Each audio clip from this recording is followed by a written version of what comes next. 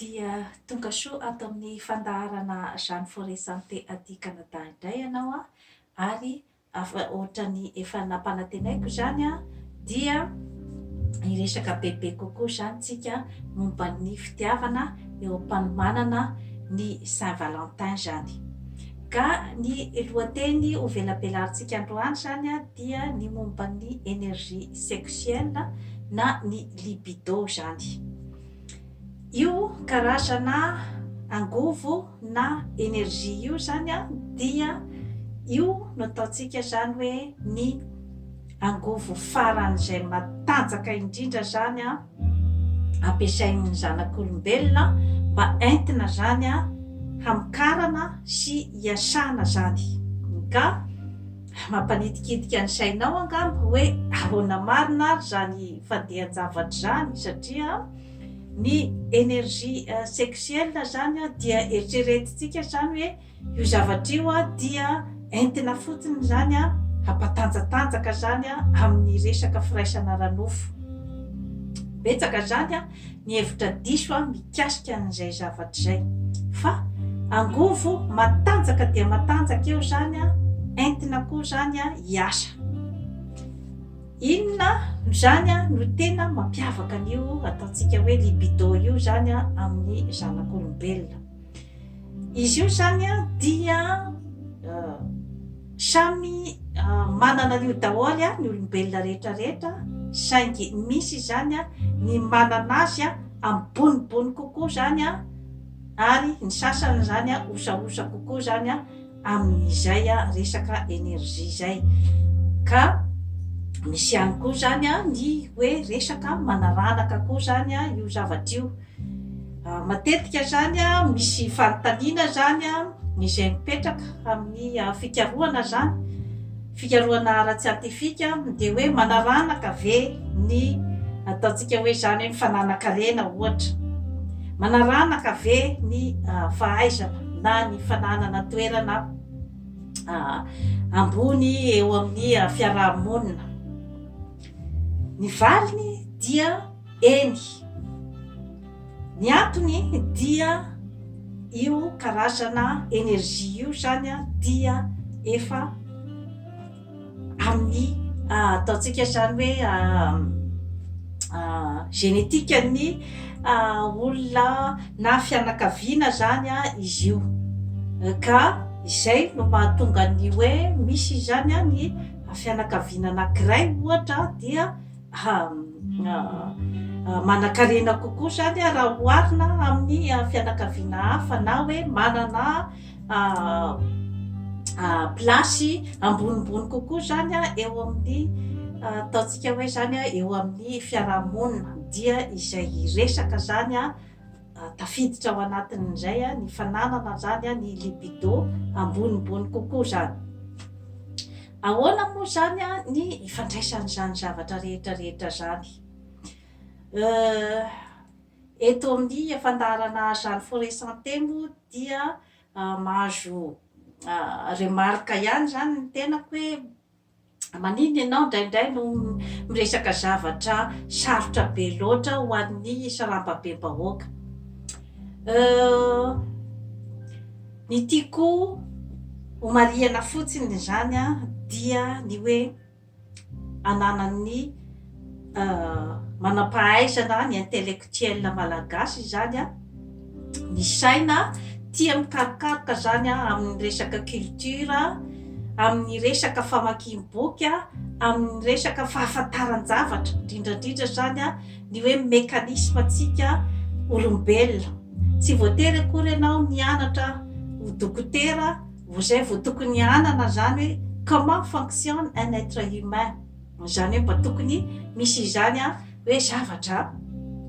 de base zany a mba tokony ho fantarin'ny ataontsika hoe zany hoe ny manam-pahaizana, ny tenany zany a mba tokony hoe mba misy mekanisme fantany zany, satria araky ny efa verimbery teto foana dia ny saina, ny vatana ary ny fanahy no mitondra antsika olombelona, ary ny fikojakojanao a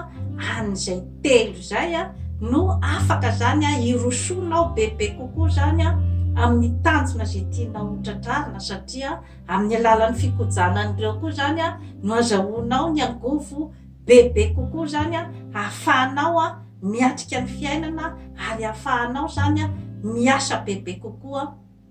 androsonao zany a any amin'ny metimety kokoa zany a amin'ny fiainana izay tadiavinao. Ka ny libido zany a dia karazana angovo izy io zany a izay a io zany a no mamparisidrisika bebe kokoa zany a ny olombelona amin'ny ataontsika hoe zany hoe firaisana ara-nofo. Kanefa io libido io koa zany a dia afaka ihany koa zany a io karazana angovo io zany a entina manatontosa asa izay ataontsika zany hoe asa goavana be na ohatra zany a na eo amin'ny fianarana zany a na eo amin'ny fandraharahana zany a na eo amin'ny ataontsika hoe resaka artisanat, resaka culture en général zany dia afaka ampiasaina zany a orientena zany a io a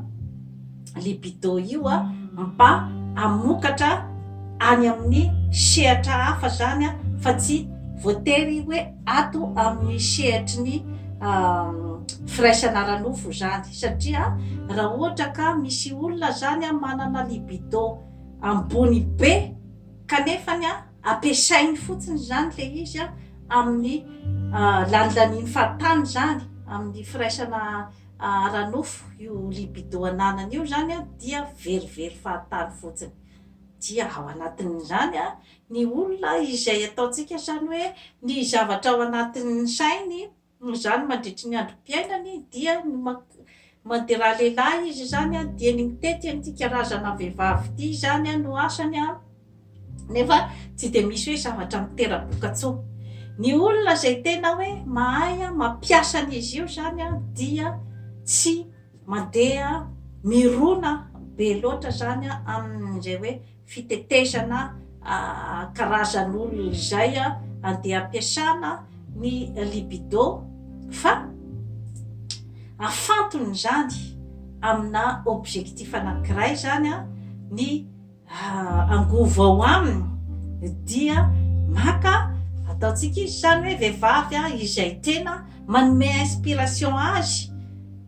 hanosika azy zany a hanatanteraka ny zavatra zay tiany ho tanterahana zany a ho kasaina zany a eto ambonin'ny tany. Ka rehefa natao ny fikarohana dia ireo karazan'olona zany izay ataontsika hoe nahavita zavatra goavana be miavaka amin'ny sarambabem-bahoaka izany hoe ireny ataontsika zany hoe raisitsika ohatra fotsiny zany a ny miliardaire eto ambonin'ny tany dia 500,000 vahoaka eran'izao tontolo izao a no miliardaire. Misy antony zany zavatra rehetrarehetra zany, efa misy zavatra ao aminy a fa zany hoe ainy zany a ny ataontsika hoe nampiasa zany a anio a angovo ao aminy io ka nahatonga azy zany a io angovo io matsy zany a dia matanjaka ka raha ohatra ka zany a tsy hainao zany a ny mioriente azy amina objectif anankiray zany a dia zay lay avy nyteneniko teo hoe lanilany foana ilay angovo a dia tsy misy zavatra tena hoe mitera-boka-tsoa manokana zany a ny fananan'ny olona iray a an'ilay angovo ao aminy zany. Ka zany rehetrarehetra zany a dia ny ao anatin'ny ataontsika hoe créativité na ny famoronana satria rehefa natao ny fikarohana dia ireny olona izay manana créativité betsaka na famoronana betsaka zany a dia rehefa natao ny fikarohana zany a dia ireo karazan'olona ireo a dia manana ny ataontsika hoe libido ambonimbony kokoa zany raha oharina zany a amin'ny sarambabem-bahoaka zany. ka dia malahelo a milaza amin'ny rehetrarehetra fa misy izany a ny zavatra izay hoe talenta ao amin'ny tsirairay kanefany a dia rehefa tsy manana zany a an'izay atao hoe karazana créativité, tsy manana zany a an'izay ataontsika hoe angovo zay a sy ny hoe fikojana an'io angovo io koa zany, ny fikojanany angovo zany a dia ny ataontsika hoe lalàna fondamental ny fiainantsika olombelona dia ny finanana ny sakafo ara-pahasalamana izay efa averimberiko eto foana, dia ny fanaovana ny fanatanjahantena ary ny fampitoniana ny saina. Raha ohatra ka manaraka tsara ara-dalàna an'ireo fepetra rehetrarehetra ireo a dia izay no mahatonga ny olona iray zany afaka handinika ny tenany, izany hoe manana zany ataontsika hoe kapasité ambonimbony zany a ahafahany izany a mandinika bebe kokoa zany hoe inona zany a ny talenta ao aminy ary hoe inona zany a ny ataontsika hoe zany hoe antom-pisiny, satria zany zavatra rehetrarehetra zany dia tsy ny olombelona rehetrarehetra no manana an'izay hoe eritreritra hoe inona ny antom-pisiny, fa misy rababe-bahoaka dia mifoha vao maraina izy a dia mandeha miomana, dia mandeha miasa, dia mandao facture, dia izay zany a no fiainany amin'ny andavanandro. Fa ilay olona zany a manana ny ataontsika hoe zany hoe fijery ambonimbony kokoa, ka izay zavatra izay zany a dia hita ihany zany a amin'ny fombafomban'ny olona andavanandro. Ka ny antony resahako zavatra ohatran'izany amintsika malagasy zany a dia ilay hoe tadiavo ao aminao, mikaroha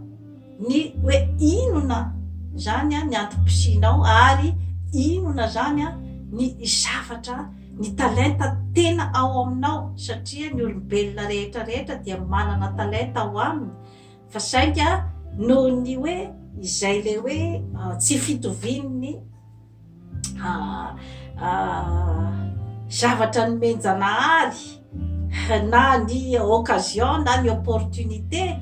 ahafahana manana information bebe kokoa zany, ahafantaranao bebe kokoa ny tenanao a, dia betsaka zany a ny hoe very anjavona fotsiny zany a ny ataontsika hoe ny talenta na ny hoe